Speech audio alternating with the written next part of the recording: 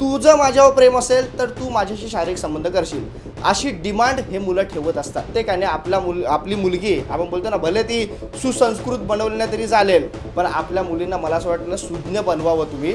पण तिने मला सांगितलं नाव सांगू नका किंवा माझं काय. मी म्हटलं बघ, स्टोरी सांगणार फक्त, नाव सांगत नाही, कारण समाजाला कळलं पाहिजे ह्या अशा गोष्टी होतात आणि त्यासाठी म्हणून मी हे व्हिडिओज बनवतो. आणि गुजरातमध्ये नवरात्रीत कॉन्डमचा सगळ्यात जास्त खप होतो ही बातमी घेऊन मी एक न्यूज बनवली होती.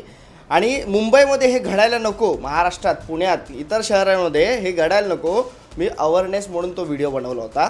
आणि त्याच्यानंतर तो व्हिडिओ पाहून मला 2 ते 3 जणांनी फोन केला. एक मुलगा आहे आणि एक गुजरातवरून मुलीने फोन केला होता मला, आणि एक आपल्या इथे महाराष्ट्रातली एक मुलगी आहे तिने मला फोन केला. तिघांच्या गोष्टी काय आहेत ना, कसा त्यांचा वापर करण्यात आला आहे, त्यांना कसं शारीरिक आणि मानसिक त्रास देण्यात आला, ह्या सगळ्या गोष्टींवर बोलायचं आहे. पण मला सुरुवातीला तुम्हाला हे सांगायचं आहे, मी तुम्हाला एवढा अवेअरनेस करून पण शेवटी घडायचं ते घडलं. गुजरातमधला तोच प्रकार आता इथे मुंबईमध्ये पण घडतो आहे.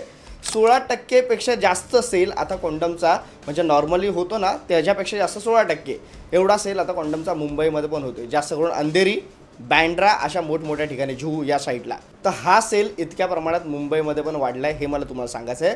पण त्या 3 लोकांचे जेव्हा मला फोन आले आणि त्याच्यानंतर त्यांनी मला काय सांगितलं, ह्या सगळ्या गोष्टींवर मला तुमच्याशी आज बोलायचं आहे. बघा मित्रांनो, पहिल्यांदा तर एक महाराष्ट्रातली मुलगी होती, तिने मला सांगितलं ती राहते अंधेरी पूर्वला. ती गरबा बघायला म्हणून, खेळायला म्हणून जायची, बघायची, खेळायची मैत्रिणींबरोबर. आणि तिकडे तिची एका मुलाबरोबर ओळख झाली. तो मुलगा होता परप्रांतीय आणि तिचा कोणतरी मित्राचा मित्र होता, असं काहीतरी होतं. आणि ते काय झालं, नंतर मैत्रीचं रूपांतर त्यांचं त्या नवरात्रीमध्येच प्रेमात झालं. आणि मग त्यांच्यानंतर प्रेम झालं, सगळ्या गोष्टी झाल्या. नवरात्रीनंतर पण कॉन्टॅक्टमध्ये ते राहिले, सगळ्या गोष्टी नवरात्रीनंतर पण झाल्या, नवरात्रीत पण झाल्या असं तिने मला सांगितलं. पण तिने मला सांगितलं नाव सांगू नका किंवा माझं काय. मी म्हटलं बघ, स्टोरी सांगणार फक्त, नाव सांगत नाही, कारण समाजाला कळलं पाहिजे ह्या अशा गोष्टी होतात आणि त्यासाठी म्हणून मी हे व्हिडिओज बनवतो आणि सांगतोय की मित्रांनो किंवा माझ्या पाल्यांनो जे माझे व्हिडिओज बघतात, असं मी सांगितलं 25 ते 35-40 पर्यंतचे जास्त माझे व्हिडिओज पाहता. म्हणून मी तुमच्या लहान भावाला, तुमच्या लहान बहिणीला, तुमच्या मुलांना, तुमच्या मुलींना अवेअरनेससाठी म्हणून हा व्हिडिओ मी बनवतोय की बाबा रे, तुमच्या त्या लहान ज्ञांना, मुलांना आणि मुलींना हे समजावा. बघा काय झालं त्या मुलीसोबत. तो परप्रांतीय जो होता ना, तो अगोदर लग्न झालं होतं त्याचं, पण तो असा तरुण म्हणून तिच्या समोर आला, तिच्या मित्राचा मित्र म्हणून. आणि तिचा मित्र पण त्याच्यावर शांत होता, कारण बाबा रे सेटिंग लागली, सगळ्या गोष्टी झाल्या आणि ह्यांचं लव्ह अफेअर पुढे सुरू झालं. अचानक 6-7 महिन्यात तिला कळलं की त्याला 2 मुलं आहेत आणि ते 2 मुलं कुठे राहतात, तर बाबा रे तिकडे बिहारमध्ये. आणि तो इथे येतो कमवायला, इथं म्हणून तो ड्रायव्हरचं काम करत होता. गोष्ट नीट लक्षात घ्या मित्रांनो. आणि ह्यांचं प्रेम प्रकरण सुरू असताना ही खूप सिरियस होती त्याच्यावर. आणि नंतर ह्या गोष्टी कळल्याच्यानंतर ती बोलते मला शॉक लागला, मला काय करावं सुचलं नाही, मला असं वाटत होतं मी आत्महत्या करू का, असं तिने मला सांगितलं. आणि त्याच्यानंतर मग ह्या गोष्टी झाल्यावर त्या मुलाला ती भेटण्याचा प्रयत्न केला, तर त्या मुलाने तिच्याशी संपर्क तोडला. मित्रांनो, तो काय कुठे गेला माहीत नाही.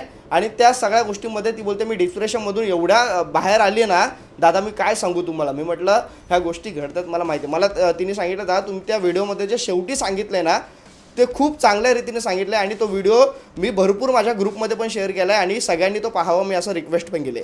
बघा, मी ते व्हिडिओ बनवत असताना माझ्या मनात काही नव्हतं, पण जे मला वाटलं, जे मी पाहतोय, जे मी बघतोय ना, त्या सगळ्या गोष्टी मी मांडल्या, त्या मांडण्याचा प्रयत्न केला. आणि माझ्या व्हिडिओखाली चांगल्या कमेंट्स आल्या की तू बरोबर सोशली अवेअरनेस करतोय. म्हणून मला वाटलं हे 2-3 उदाहरणं पण तुमच्यापर्यंत पोचवावी, म्हणून आजचा व्हिडिओ. आता ते झालं पहिलं एक उदाहरण. दुसरं एक उदाहरण आहे गुजरातमधून एक मला फोन आला होता, अशी हिंदीत बोलली. आणि ती मला आधी सुरुवातीला बोलली की मी गुजरातवरून बोलते. मला डाऊट आला, मला थोडा घाबरलो मी, कारण गुजरातमधल्या सगळ्या गोष्टी मी सांगितल्या. ती बोलली की दादा आपने जो बताया ना गुजरात का, वो सच है. ती जेव्हा हे बोलली ना तेव्हा माझ्या जीवात जीव आला. आणि मग त्याच्यानंतर मला तिने पुढे गोष्ट सांगायला सुरुवात केली की असंच गरब्यामध्ये मला एक माझा मित्र झाला. आणि मग त्या गोष्टी सगळ्या ज्या गुजरातमध्ये होतात त्या बोलतात जनरली कॉमन आहे बोलतं, त्या कुठल्या त्यांच्या शहरामध्ये 2-3 शहरांची ती नावं घेतली आणि तिकडे कॉमर्स. आणि ह्या गोष्टी झाल्याच्या नंतर माझ्या पण बरेच फ्रेंड्स आहेत, त्या सगळ्या गोष्टी करतात. काही लोक काय करतात, त्यांच्या संपर्कामध्ये आजूबाजूच्या पान टपरीवाले असतात, त्यांच्या थ्रू काहीतरी ते लॉजिंग बिजिंगच्या सगळे ते धंदे असतात. आणि मग काही लोकांच्या 4 व्हीलर्स गाड्या असतात, त्याच्यामध्ये त्या सगळ्या गोष्टी होतात. आणि मग ते कॉन्डम्स वगैरे ज्या सगळ्या गोष्टी आहेत ते त्या पानटपरीवरून किंवा मग रस्त्यावर बोलते सहज उपलब्ध असतात त्या गोष्टी. आणि मग ह्या सगळ्या गोष्टी झाल्याच्यानंतर काही थोडा वेळ गरबा किंवा मग बारिश अगर गिरती आहे कुछ अशी तुम्हाला बोलले. त्याच्यानंतर आम्ही जातो घरी जायचं नाटक करून, मग काय रात्रभर ह्यांचा गरबा सुरू असतो काय काय लोकांचा. आणि मग ह्या धंदे चालू असतात. त्याच्यातून ती बोलते मी माझं एका सोबत रिलेशन झालं, तर सगळ्या गोष्टी झाल्या. आणि मग त्याच्यानंतर काय झालं तर त्या मुलाने तिला प्रत्येक वेळी त्याची डिमांड ठेवली की माझ्यासोबत संबंध ठेवायचे, शारीरिक संबंध ठेवशील तरच तू माझ्यासोबत राहा, नाहीतर माझ्यासोबत राहू नकोस, अशी डिमांड तिच्यासमोर ठेवली. मग ती बोलली आपण लग्न करूयात.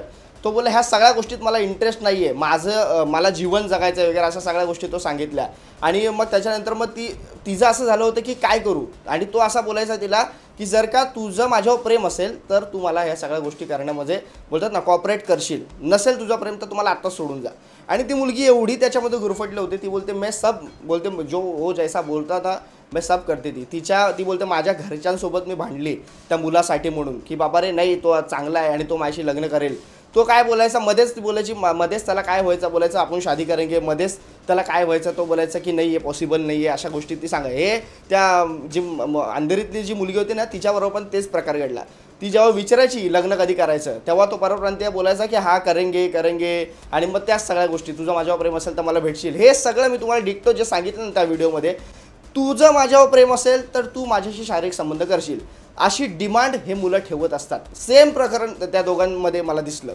आणि तिसरा जो होता ना मुलगा होता मित्रांनो, त्या मुलाने मला ती गोष्ट सांगितली. त्या मुलाला अक्षरशः एका मुलीने ब्लॅकमेल केलं. तो मुलगा आपलाच इकडचा मुंबईमधलाच आहे, आमच्या बालाडलाच राहतो. बोलते आता गेल्या वर्षीचीच गोष्ट आहे. आणि त्याच्यानंतर मला त्या मुलीने ब्लॅकमेल केलं की जर का तू मला पैसे दिले नाहीस तर मला पैसे पाठवले नाहीस मी हे करेल ते करेल. आणि ती जी काय वाटतं त्यांच्या सर्कलमधली कोणी एक फ्रेंड होती त्याचे पण काहीतरी असं होतं तो सीन. आणि ती मुलगी जी आहे ना ती तिला समजवायला लागली की बाबा रे त्याच्याकडे पैसे नसतात, तो चांगल्या कामाला नाही वगैरे त्या सगळ्या गोष्टी. पण तो मुलगा बोलतो मी आहे ना सुसाईड करायचा पण विचार केला होता, कारण हिला मी प्रत्येक वेळेला पैसे देऊ शकत नव्हतो. आणि जर का पैसे नाही दिले तर मग ती बोलायची नाही, आणि मग बोलायची नाही तर बोलायचं दादा मला तिच्याशिवाय जमायचं नाही. ह्या सगळ्या गोष्टी मी साला विचार करतो हे लोक काय नक्की करतायत.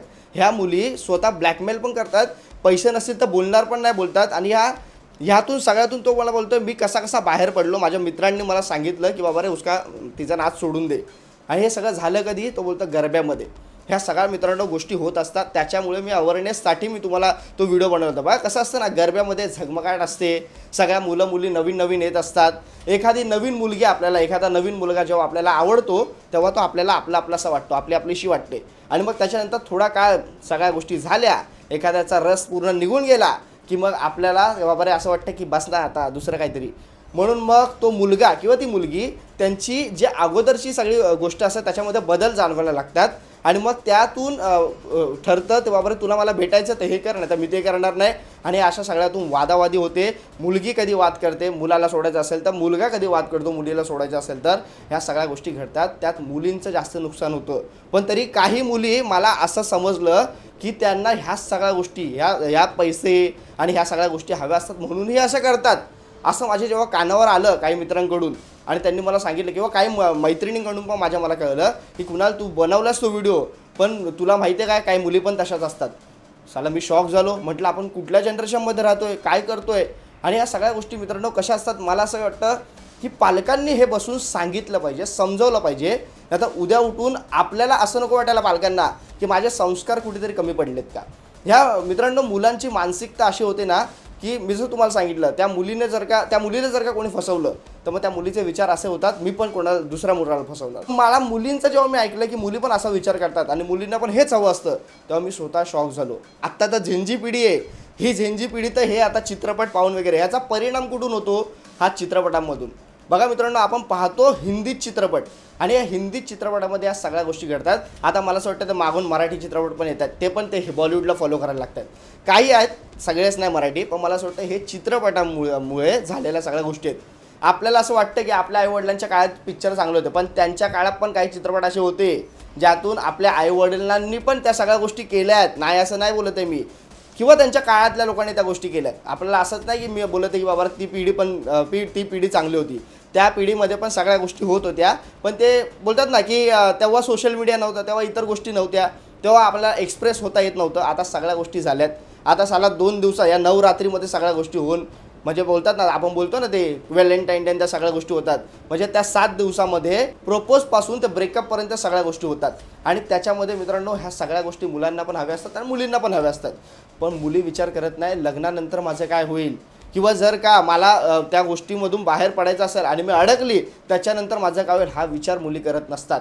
मुलांचं तर काय बाबा रे, आपण वारावर टांगलेलं आहे. असं मी सांगितलं, माझा मुलगा भोंगळा नसला तरी चालेल, हे असं तर प्रत्येक आईवडिलांचा थॉट असतो. पण मुलीला जपणं आपलं अत्यंत महत्त्वाचं कर्तव्य आहे मित्रांनो. आणि त्याच्यामुळे मला असं वाटतं प्रत्येकाने आपली मुलगी, आपण बोलतो ना, भले ती सुसंस्कृत बनवली नाही तरी चालेल, पण आपल्या मुलींना मला असं वाटलं सुज्ञ बनवावं तुम्ही. हे मला सांगण्यासाठी मला तुमचा व्हिडिओ बनवायचा. कारण कसं आहे, त्या वयामध्ये मुलगी भटकते. मुलगा भटकला तर चालतं चला, जसं मी बोललो भोंगळा नसला तरी चालतं. पण मुलगी ही जी आहे ना, मला असं वाटतं जेव्हा मला स्वतःला जेव्हा मला वाटलं होतं जेव्हा मला मुलगी होईल तेव्हा मी जबाबदारी पेलवली होती ती. पण मला झाला मुलगा. पण मला बघा कसं आहे मित्रांनो, तरी मुलाची पण जबाबदारी तेवढीच मला घेणं गरजेचं आहे. का तर बाबा रे, हे ड्रग्सचं सेवन किंवा इतर गोष्टी ह्याच्यापासून लांब ठेवणं हे माझं मी कर्तव्य समजतो. मला असं वाटतं तुम्हीही, मुलगी जर का तुमची असेल ना, तर मला असं वाटतं जास्त तुमची जबाबदारी वाढते. तसा मुलगाही असेल तरी वाढते, पण मुलगी असेल तर जास्त का वाढते? कारण मित्रांनो, मुलगी ही जी असते ना, ही इमोशनली सगळ्या गोष्टी बोलतात ना, तिचं आता मी तुम्हाला कसं सांगू, ते मुलगी म्हटलं तर ती रडणं, त्या इमोशनली कुठल्याही गोष्टीवर लगेच विश्वास ठेवणारी अशी असते. आणि त्याच्यामुळे तिला आपण जितकं होईल तितकं स्ट्रॉंग बनवायला हवं. बाकी मित्रांनो, सगळ्याच मुली अशा नसतात, पण ज्या मुली अशा आहेत ज्यांची मानसिकता अशी आहे, ज्यांचा जो ग्रुप सर्कल असतो ना, त्याच्यामुळे या सगळ्या गोष्टी घडलेल्या असतात. त्याच्यामुळे आपला मुलगा किंवा आपली मुलगी कोणाच्या संगतीला आहे हे आपण नीट पाहणं गरजेचं आहे. तुमच्या समोर घरी आल्यावर त्या दाखवतील तो ग्रुप पूर्ण की आम्ही बाबा रे सभ्य सोज्वळ आहोत. पण तो ग्रुप मला असं वाटतं एकदा पाल्याने त्यांचा फॉलोअप घ्यावा, त्यांच्या मागे फिरावं आणि पाहावं माझा मुलगा हा जातोय कुठं, माझी मुलगी ही जाते कुठे, कोणाबरोबर राहते, या सगळ्या गोष्टींचं मला असं वाटतं पालक म्हणून आपण लक्ष देणं गरजेचं. माझ्या घरी येतो तो, हा चांगला येतो असं बनून नाही चालणार. बाबा रे, तो दाखवतो आम्ही स्वतः गेलेलो, तुम्ही स्वतः गेलेले आहे त्या सगळ्या गोष्टींमधून. आणि आपण जेव्हा आपल्या मैत्रिणीच्या घरी जातो तेव्हा आपण दाखवतो आपण चांगलेच आहे म्हणून, पण ते खरंच चांगले असतात का हे मला असं वाटतं तुम्ही पाहणं गरजेचं आहे. कारण आपण एक नाणं पाहत असतो, नाण्याची दुसरी बाजू आपण पाहिलेली नसते. ह्याच सगळ्या गोष्टी मित्रांनो मला तुम्हाला सांगायचे. हे तर 2-3 उदाहरणं मी तुम्हाला दिली, पण असे भरपूर लोक आहेत ज्यांनी ह्या सगळ्या गोष्टीतून बाहेर पडण्यासाठी म्हणून आजही प्रयत्न करतायत. आणि जे आजही मला त्या व्हिडिओच्या खाली पण कमेंटमध्ये सांगितलं आहे की माझ्याबरोबर पण हीच गोष्ट घडलेली, मग ती मुलगी असू दे किंवा मुलगा असू दे. मला असं वाटतं ह्या सगळ्या गोष्टींतून ना बाहेर निघणं गरजेचं आहे. त्यासाठी म्हणून पालकांनी आधीच त्यांना प्रिपेअर करणं गरजेचं आहे. हा व्हिडिओ माझा त्या मुलींसाठी तर आहेच, पण ते त्या मॅच्युरिटीमधून हा व्हिडिओ पाहणार नाही. पण माझं पाल्यांना विनंती आहे की तुम्ही आत्ताच तयारीला लागा आणि तुमच्या मुलांना आणि मुलींना ह्या सगळ्या ड्रग्सपासून आणि बाकी इतर गोष्टींपासून लांब ठेवण्याचा प्रयत्न करा. आणि त्यांना चांगल्या गोष्टी वाईट गोष्टी ह्या आत्तापासूनच समजवायला शिकवा, एवढं सांगेल. तुर्तास सांगतो मित्रांनो, जय हिंद, जय महाराष्ट्र.